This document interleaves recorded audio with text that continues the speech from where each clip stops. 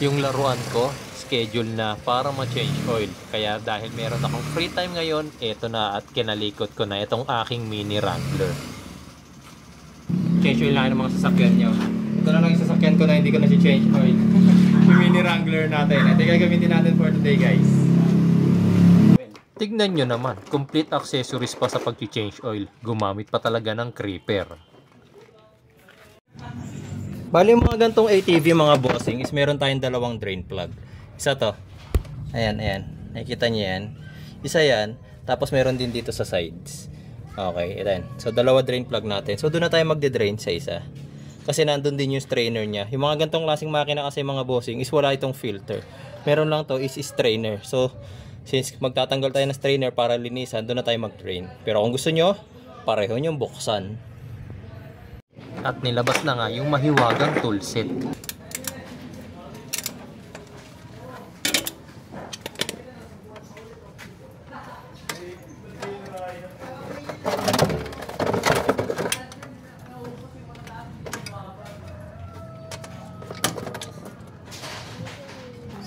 Ito guys, yung sinasabi ko sa inyo yung strainer nya. Ayan. So ito lilinisan na lang natin to gamit yung brake cleaner. Kaya lang natin maubos yung langis.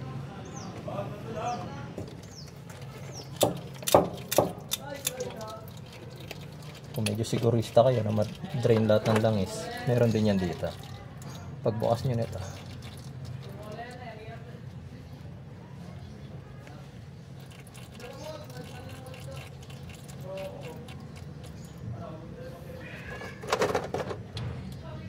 Ayan. Dami, may mga ribaba na rin siya. Hugasan natin yan. Madulas na kamay ko eh, sorry na.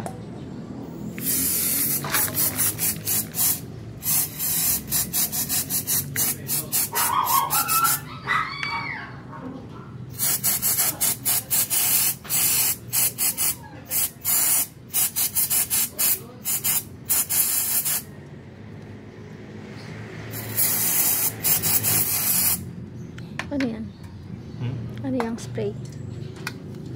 Brake cleaner by Aeropack.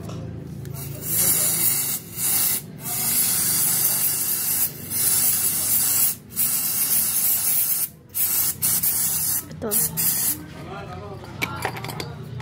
Ay, iba.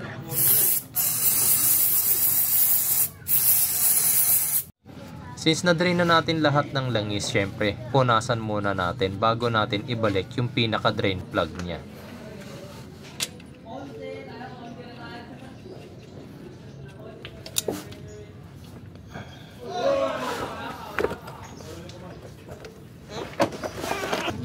Next naman syempre yung isa pang drain plug, pero huwag nyo kalimutan yung strainer tsaka yung spring. Yan na yung pinaka-filter niya mga bossing.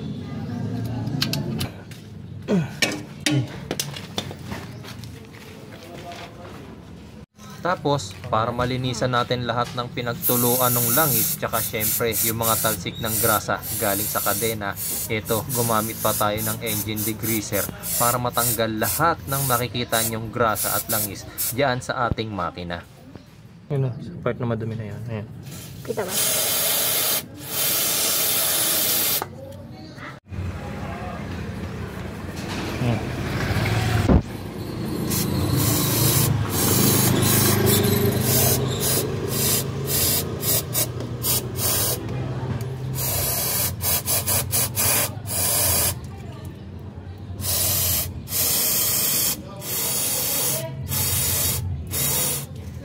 Yan na.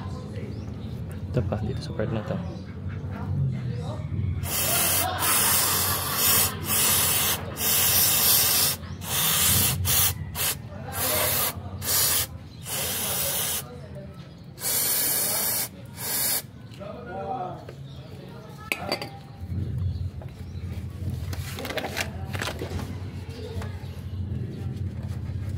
Ayan. Ngayon ay magsasali na tayo ng langis. Syempre yung gagamitin na natin, yung pinakamaganda, yung Repsol, di ba? Tapos siya nga pala, kung napapansin ninyo, medyo mahirap magsali ng langis dyan sa ating makina. Buti na lang yung ating Repsol, merong easy fill straw. Isuksok nyo lang yung pinaka-straw dun sa mismong ating engine oil filler, tapos pisil-pisilin nyo na yung bote. Ayan, makikita nyo. Diba? Walang tapon. Kasi kung gagamitin nyo yun ng embudo guys, mas mahihirapan lang kayo.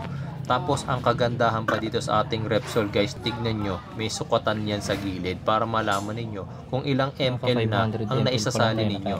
Yun nga lang, hindi ko kabisado kung ilang litro ang ilalagay dito sa aking ATV. Kaya ang pagbabasihan ko na lang dyan mamaya yung dipstick.